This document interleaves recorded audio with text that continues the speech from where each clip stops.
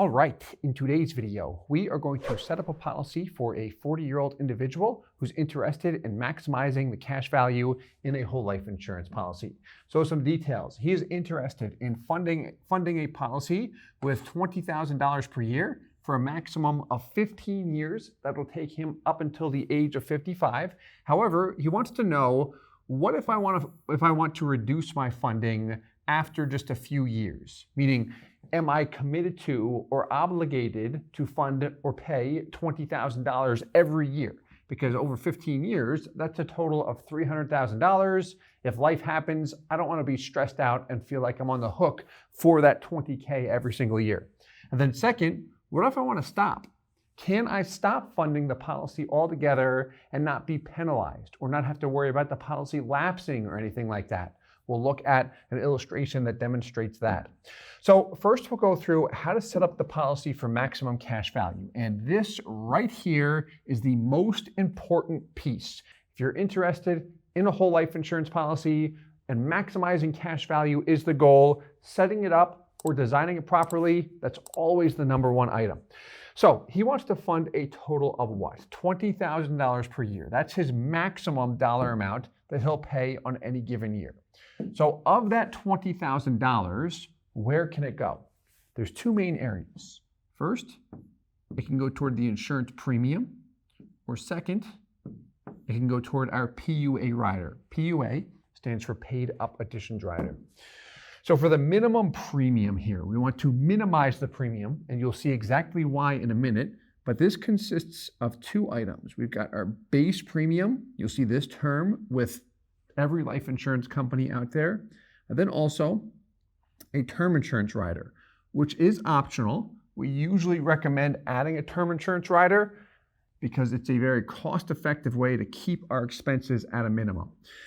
So with this policy, with the base premium and the term rider combined, his true minimum is right around $2,500 per year, which means what's left over for the PUA rider? If your total is $20K per year and your true minimum is $2,500 per year, what's left to go into PUAs? The difference, $17,500.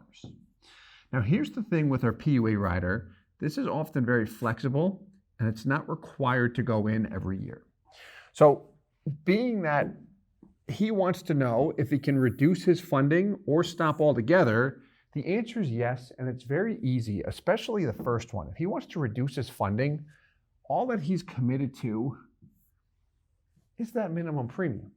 So he's funding $20,000 per year, but we know we can scale it all the way down to $2,500, and after he funds the policy just for a few years, he can stop funding altogether, which is nice. So it's very flexible and it alleviates that stress of, oh man, having to fund $20K every single year. Yes, I think I can do it, but it's just going to cause me stress. That's what we want to keep out of the equation. We don't want people to feel like that. If you felt like that, it's not a good feeling.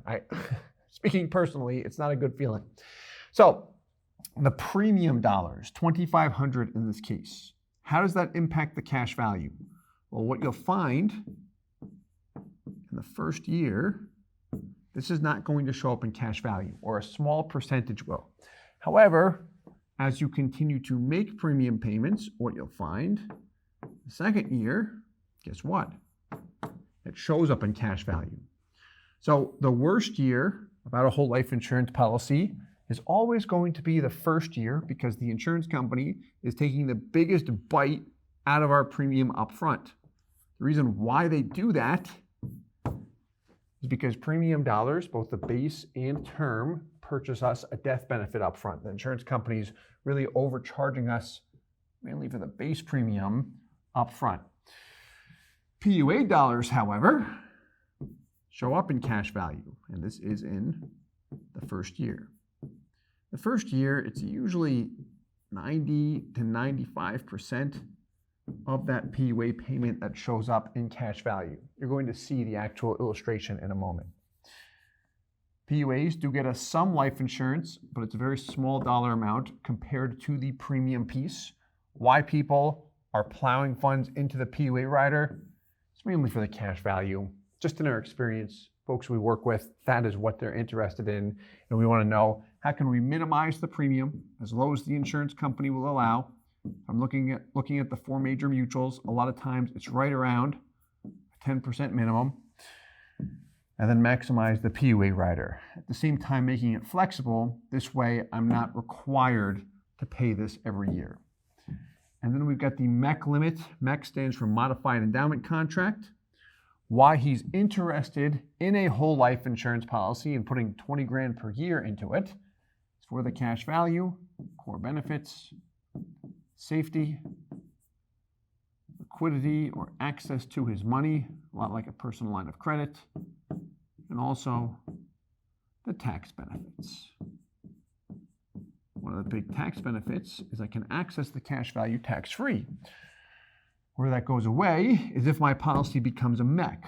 How I prevent it from becoming a MEC is by setting the MEC limit at the appropriate dollar amount. How I set that MEC limit is by having a high enough amount of life insurance on the policy so it doesn't become classified as a MEC by the IRS. What you'll find is that the death benefit, think of it this way, is the measuring stick that these guys use to determine if a life insurance policy is viewed as life insurance or a pure taxable investment in their eyes.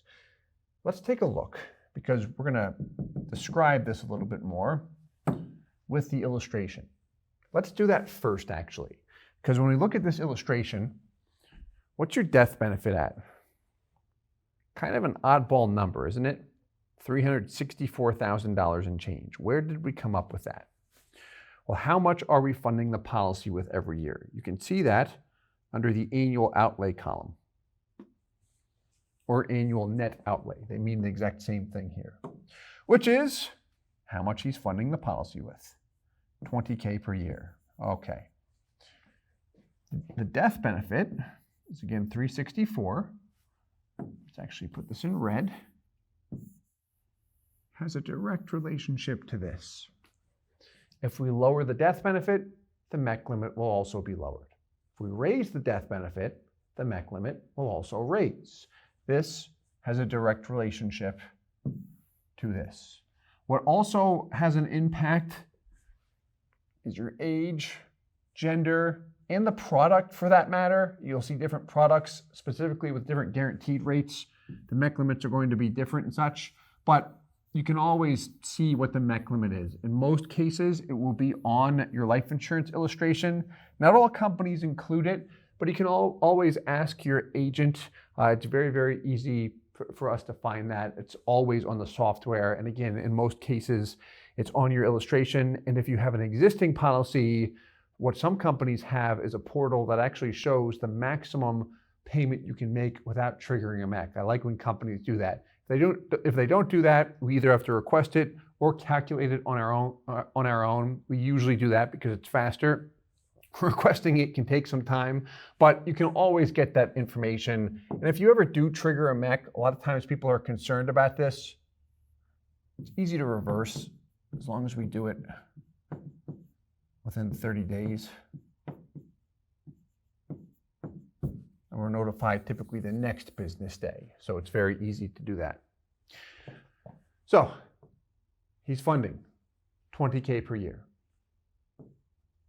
Here's his premium. That's his base premium, $2,200 and change. We also have a term insurance rider for another $170. And there's a small amount of term cost for this term insurance here too. It's not $1,500 because a portion of that goes to PUAs, but I rounded up the premium plus all of the term expenses is approximately $2,500. And that's our minimum commitment, especially when starting the policy. Okay, so what I look for just from an eyeball test is how much cash value do I have in the first year? Here it's between 85 and 90%. It's quite attractive right out of the gates. The break-even point is where? Just about year 4. I've paid in how much? $80,000. How much do you have? Just about $80,000. Getting close. By year 5, you've paid in how much? $20,000. times 5 years is 100K. Do you have more or less than 100K? You have more. That's when we get our money back. That's our break-even point here. Okay, let's take a look. Hey guys, Steve here with IBC Global. Thank you so much for watching the video. If you're interested in a whole life insurance policy and you'd like to work with our company in setting it up, please visit our website, ibcglobalinc.com. We would love to work with you. If you have any questions, please leave them in the comments below. And as always, I hope this helps. At a simplified version of this, shall we? This is what we just looked at. So we've got the yearly minimum. That consists of the base premium and term insurance rider. Then you've got your PUA for your total annual funding. The total funding tallies up each year for annual funding. Makes it nice and easy to track the break even, doesn't it? Yes, it does. Now, what if he wants to reduce funding? Here's the same policy. We ran a separate illustration to demonstrate this. Through year 5, you'll notice everything is exactly the same. The difference is beginning year 6, what happened? We reduced our PUA payment. So here, he's funding $2,500 toward the premium and $2,500 toward PUAs. It could be 5K some years, then 10K, then 0. You do have some flexibility available, which is nice. But in this example, we're assuming he just kicks it down to 5K per year, and he gets a total of $150,000 into the policy instead of $300,000. So we literally got half the dollar amount in the policy. Still performs nicely as time passes. And then lastly, let's see what it looks like if he stops. Here, we'll stop after 5 years. We could stop way earlier, but we're stopping altogether after year 5. Now, let me hit on something in this example because the premium's still due, but he is not paying it. Identical policy, identical design, same MEC limit, all of that fun stuff. What's the difference? Annual outlay, 20K per year for 5 years, then 0. This is how much you're paying in every year. Over here, we've got the premium and the term rider cost. Look at this. Through year 7, it's $2,416. What is that? It's your base premium plus this term rider cost. Add the two together, you'll get $2,416. Year 8, it dropped to what? $2,242. That's this, just the base premium. What happened to the term rider? Look at your death benefit. Drops. We dropped this term rider of $125, and then another, call it $130,000. If we're stopping the funding altogether, if that's the plan, we would discuss this option as far as what we're exercising here. But one of the things we can do is remove the term insurance, and what this allows for is the policy to grow at a faster rate when you're not paying anything in. So if someone's very focused on cash value, this is a nice option to be aware of so we can enhance the overall performance with 0 out of pocket. Now there's some additional things to be aware of with this. If I exercised this option and got rid of all of the term insurance and then decided that I wanted to continue to fund the policy again, what I could do is fund the base premium.